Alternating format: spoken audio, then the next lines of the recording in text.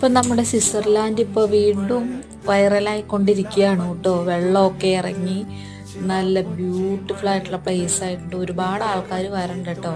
ഞങ്ങൾ ഈ പോകുന്ന പോക്ക് മോളുടെ കുറച്ച് ഫോട്ടോസ് എടുക്കാൻ വേണ്ടി കേട്ടോ. ഇവിടുന്ന് വളരെ ഇച്ചിരി ദൂരം അങ്ങ് പോയാൽ മതി ഞങ്ങളുടെ വീട്ടിലേക്ക്.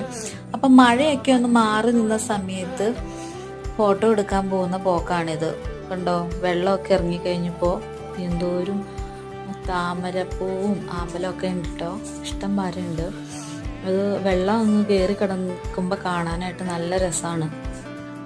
അവൾക്കൊരു ഇൻസ്റ്റാ ഐ ഡി തുടങ്ങിയിട്ടിട്ടുണ്ട് കേട്ടോ. അപ്പോൾ കുറച്ച് നാളായി ഫോട്ടോസൊക്കെ എടുത്തിട്ട്.